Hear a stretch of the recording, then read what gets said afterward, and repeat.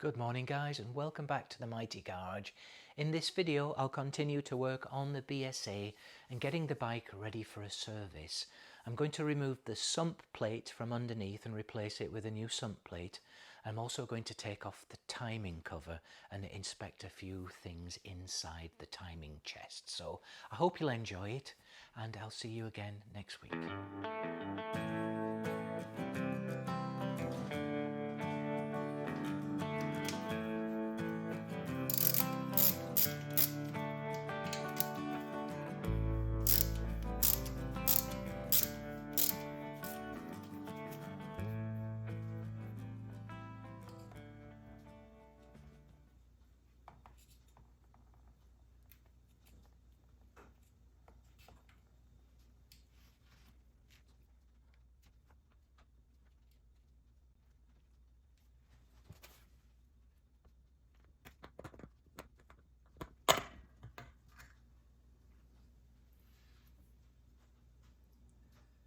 This is the sump plate that I just took off, and the filter looks to be in decent condition. Actually, the oil was much cleaner than I expected. I don't find any metal shavings in here. I've poked around with a magnet. I don't find anything. It looks to be in pretty good condition and did a decent job, I think, of keeping the oil in the crankcase. There's a lot of gasket sealer in there as well. I'm not even sure if there's any gaskets under there. I don't think so, but nevertheless I won't actually be using this again because I've got this SRM unit here. It's a brand new unit. This allows you to put the plate back onto the bike without constantly having to remove this plate because it's got a drain plug, and not only that, it's a magnetic drain plug as well, so that should pick up any particles there are any. So that's nice. It comes with its own gaskets, a little filter. It also comes with these studs as well that I wasn't going to use. In fact, I bought some new studs and washers with the nuts on, so just like the originals, but checked the studs that are in the bottom of the crankcase. I found that they're actually okay. So rather than try and extract them and potentially have some problems there, I'm going to leave the original studs in the bottom of the crankcase and use those instead. I've actually measured them, and the length of the thread is the same. I thought these were longer ones to go through this, but actually they're about the same. The original studs are in pretty good condition. The nuts are all back on, and I've cleaned the plate, the bottom of the crankcase, and everything looks nice and clean and tidy and straight, and no big gouges or anything. So I will continue to use these, and we'll see if they work okay with this new plate. If not, I'll have to try and extract those studs, double head the nuts and pull them out, but I don't want to have to do that if I can avoid it.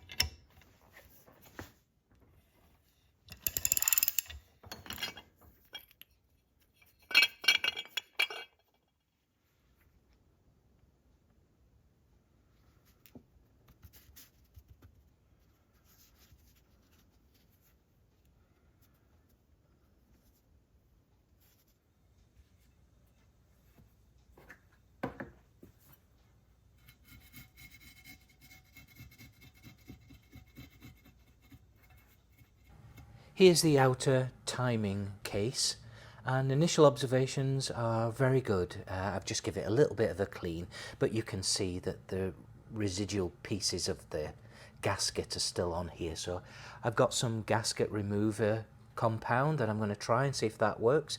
The main observation is this chain for the dynamo, the generator, is much too slack, to the extent where it's actually touching this pillar here and it's been nibbling away underneath, so it's worn a groove similar to other bikes actually with rear chains, but and the Commando of course on the primary side, it started nibbling away at there. So I'll fix that. You basically undo this nut here and then just rotate the dynamo to tighten the chain. I did think about possibly a belt conversion, and maybe that's something I'll consider in the future. But for now, I'm just going to leave everything as it is. I've given it a bit of a clean.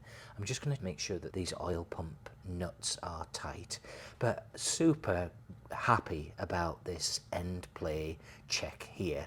And thank you very much indeed to Dave Mitchell from the Classic Motorcycle channel, number 2 I think it is. Check that channel out, just a great guy. It's a great channel that I enjoy very much, and so I really appreciate the advice that he's given in checking this, and I'll leave a link in the description below. So thanks Dave. I'm going to quickly check that these nuts are tight. Oh, that one was not tight. Neither was that. Obviously I'm not clamping down. Oh yeah, again, same here as well. So a few turns just to tighten that up.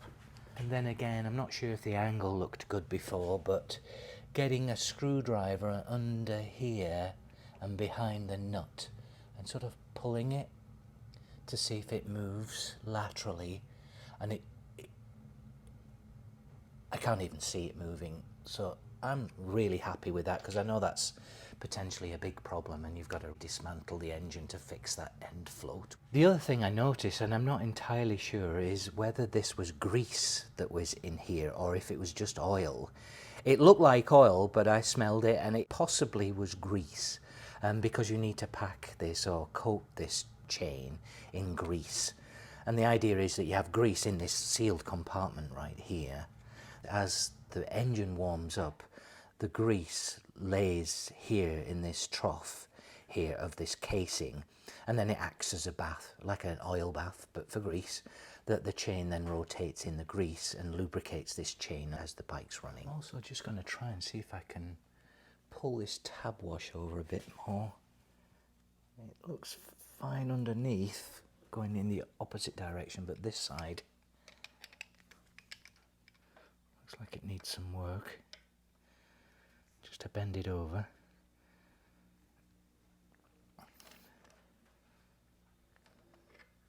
There we go. I'm just going to try and remove some of this old gasket material on here. I got this Permatex. I use this for my gaskets in some cases, but this is foam action gasket remover. I'm going to try use this, see if I can get this off. It says you dab it on with this brush here, wait for about 10 to 15 minutes or possibly longer if you need to reapply, and then scrape it off with a scraper. So I'm also outside, I've got my mask on and my gloves and my glasses. I don't think this is seriously hazardous stuff though. Oh, okay.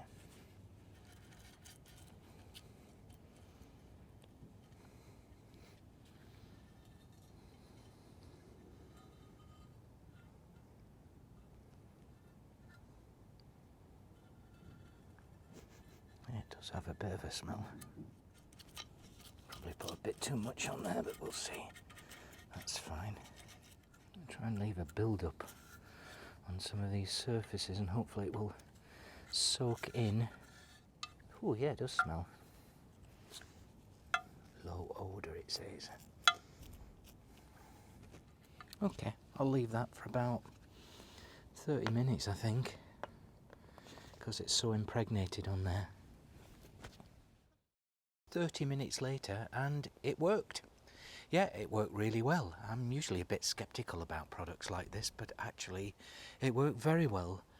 Definitely the thinner coating of gasket scraped right off. In fact, it almost feels like it dissolves it more than anything. And then just where there was a larger build-up around the holes, you know, where the bolts go through, the timing cover, it just needed another application. So I just coated it again for about 30 more minutes and then it came right off. Here's the timing cover on the bench. As you can see, it came up great. I gave it a thorough wash to get rid of all the gasket compound and any residual traces of gasket remover.